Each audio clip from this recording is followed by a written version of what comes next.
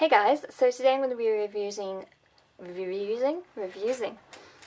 like 8 o'clock in the morning and I can't speak. So today I'm going to be reviewing the Gosh Exceptional Foundation, and this is a longwear foundation which is cruelty-free. I picked this up in Superdrug and it is made in Denmark, and that's pretty much all I know about it. It has vitamin E in it and it is meant to last many hours and give a matte look to the face. I have been looking for foundations which are cruelty-free but also are my skin colour, because I have a very light skin tone. I'm probably the palest person alive, and I just wanted to see what it would look like directly from the bottle, because the amount of foundations that you can have as a really pale person are so small, and now I'm cruelty-free, it's even smaller. So I'm trying to figure out all these different brands. It's actually the first Gosh product that I have ever used, so this is a completely new brand for me. It comes in a tube like this. I quite like a squeezy tube instead of a pump, because it means that you can get the exact amount out that you want. And I'm just going to apply it with fingers, just because I find that when I'm first using a foundation, fingers are the best way to sort of feel the consistency. I'm going to then wear it throughout the day and then see how it holds up. So, I will say I'm very spotty and very red at the moment, so it's quite an unfair thing to be basing it on first impressions, as in it's going on my skin really well, it's blending out really nicely. It's quite thick, I will say, in terms of consistency, but it is actually really pigmented, so that's quite nice. It will mean that I will need quite a bit on. Obviously, sometimes with products that are quite thick, you can sort of thin them out with moisturiser and things like that, if you're still wanting the pigmentation but you're not wanting as heavy coverage. It is covering up my spots, by the way, beautifully. I'm always a bit worried about how it's looking on camera versus actually on the screen. Let's zoom you in a bit. Let's get zoomed in. Oh, that is not a good look. I have already used quite a bit of it. I've probably used, well, I've used 2 dollops. 2 dollops, that's a precise amount enough for you, is it?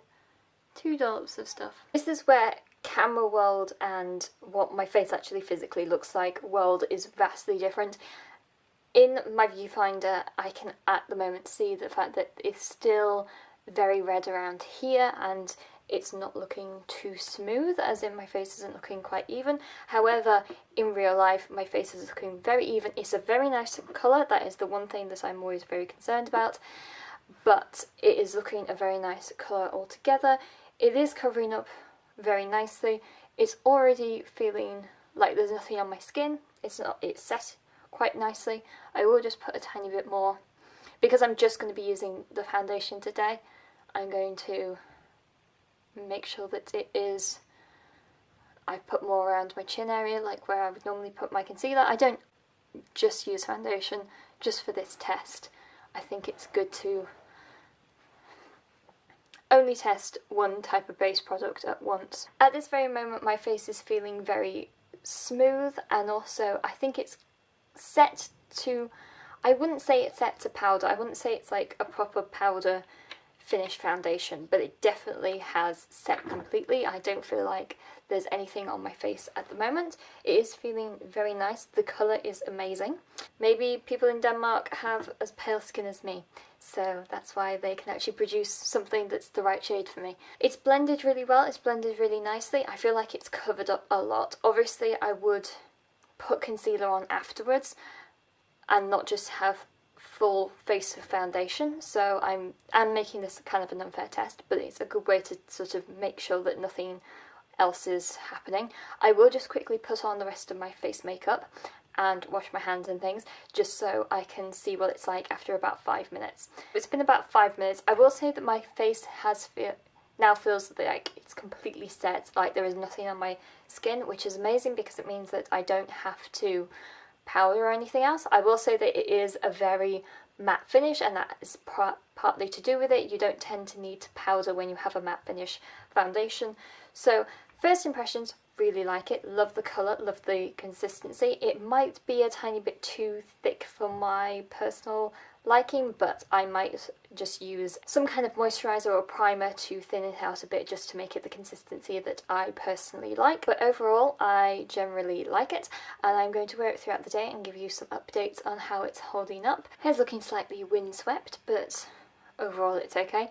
So it's been about 3 hours since I last spoke to you about the foundation, and it's holding up pretty nicely. Basically every area is actually holding up really well, apart from down my nose. My nose is starting to get a little bit shiny, which is expected considering I was running around town doing errands, so I'm expecting a tiny bit of oil.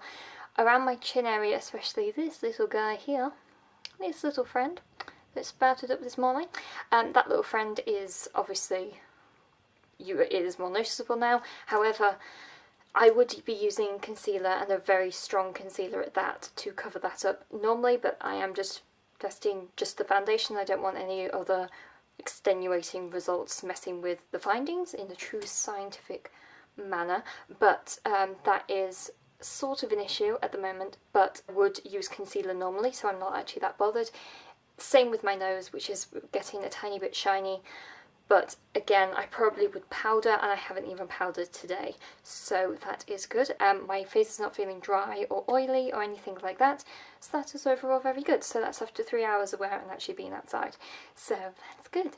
And I shall just check back with you in a few hours' time. So it is much later on in the day, and I've had the foundation on for 8 hours, and I thought I would just remove it now just to see how much is left on my skin. As you probably can tell, that the majority of the makeup has come off around my chin area. In terms of how it's making my skin feel, it still is feeling really nice. I do find that when I have absolutely nothing on my skin at all, no foundation or whatever, my skin can feel very dry. It's still making my skin feel really nice, even if it's not covering up everything entirely.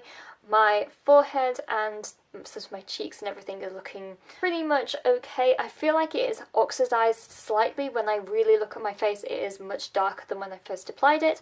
So I'm just going to start to take it off. Around my nose area, there isn't much coming off at all. As you can tell from that, there is not that much coming off, and that's probably, and I did put a fair amount on, I'm not gonna lie, I did put a fair amount of this product on. I do quite like it, except for its very light coverage. I'll possibly use this as a daily foundation and not something that I'm using to go out with, for example, because I would need something a lot long lasting.